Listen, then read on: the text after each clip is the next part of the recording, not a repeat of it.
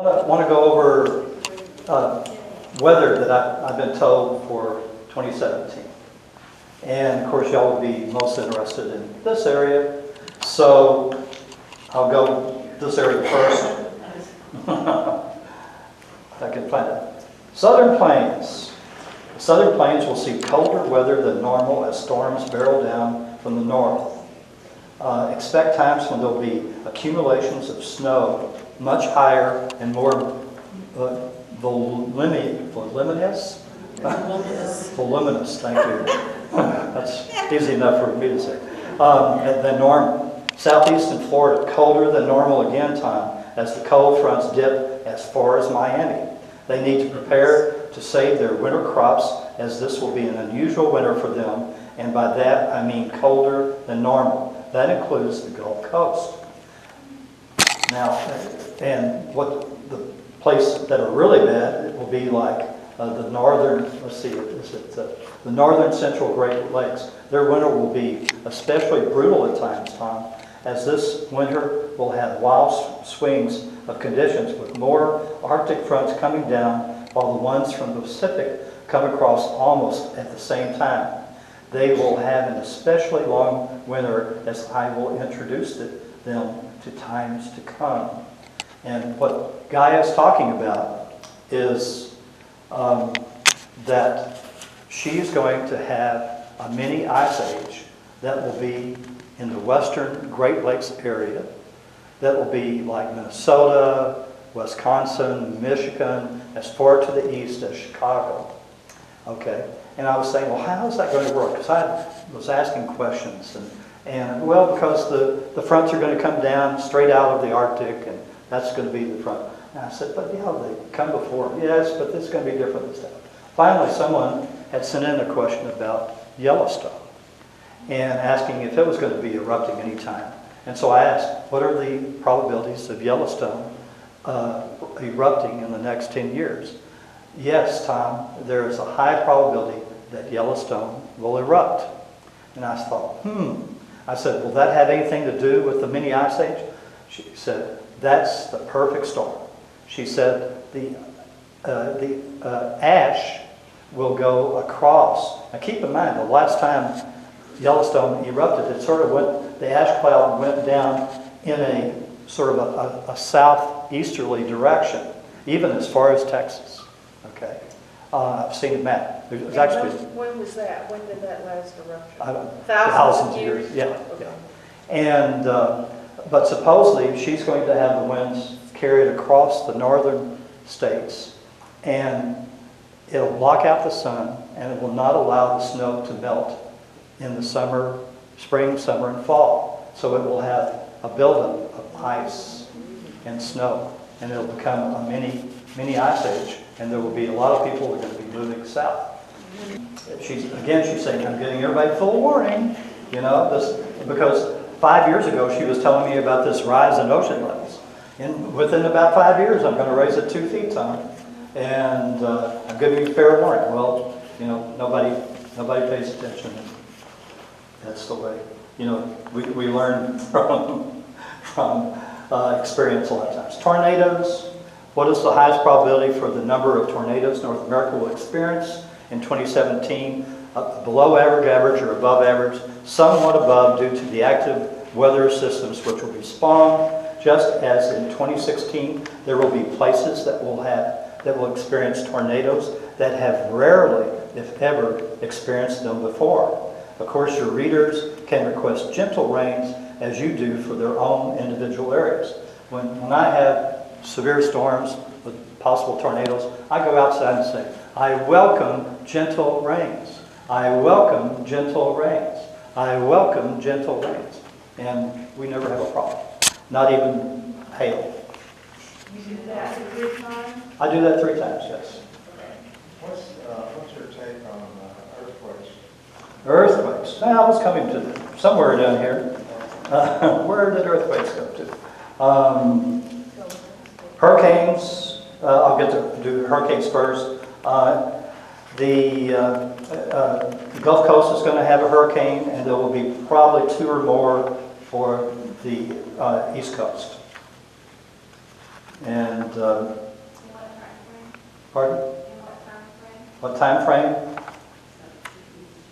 I don't, I mean, typically it's August, September, back at that period. And Say 2017. 2017, right. Earthquakes. What's the highest probability during 2017 for 7.0 or larger earthquakes in North America? Quite low at this time, less than 10%. Japan, they will have a number of quakes, but none in the 7.0 or higher category, but certainly a number below that intensity. Now keep in mind, Gaia has told me previously that the next time that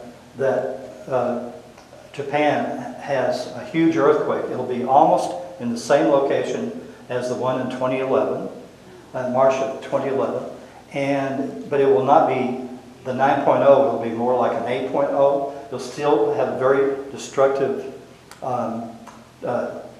tsunami, and we can see just a short time after that, within a month or so, the West Coast will quake.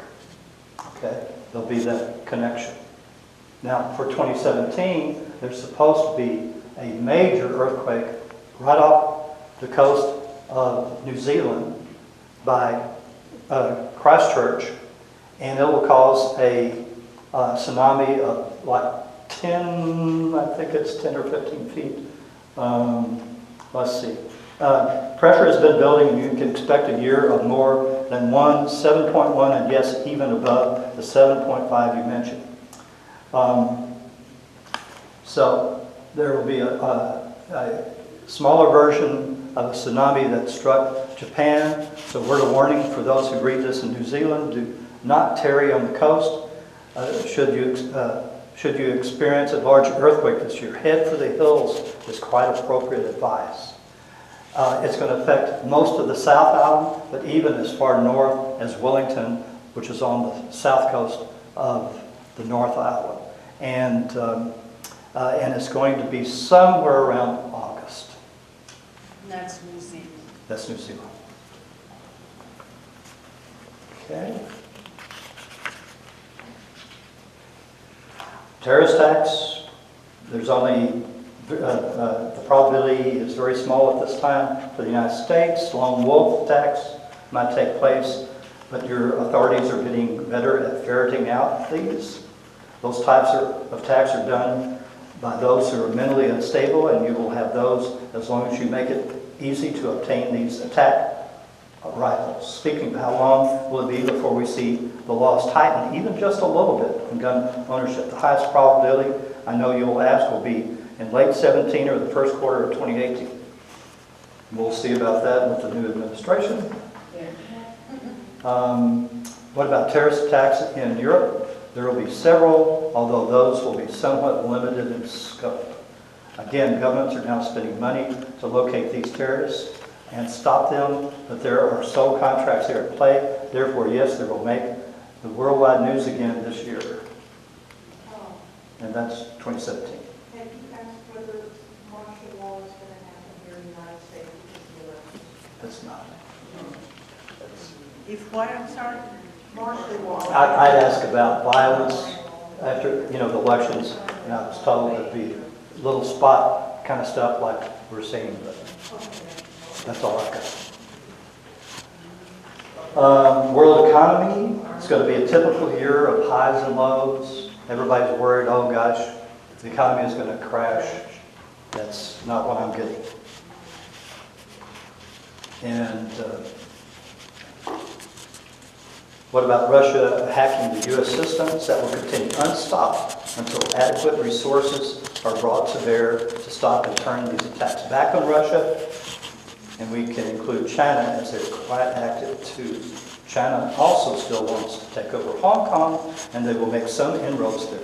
I don't know if you heard the news, just in the last couple of days, China has rejected 2 of the people elected to the Hong Kong government, which is about the first time they've done that. China also still wants to take over Hong Kong, and they will make some inroads there, but at the same time, their control over China itself is lessening with the increase in the middle class and upper class in their country demanding more rights. I do have them in there somewhere. Let's see. North Korea. I was told that he will continue for the time being like a little child with his toys, but his time is coming to an end sooner than later. And that Korea will be united. I hope I get to see it in my lifetime because I spent a year in Korea with the peacekeeping force, and I'd love to see two Koreas united.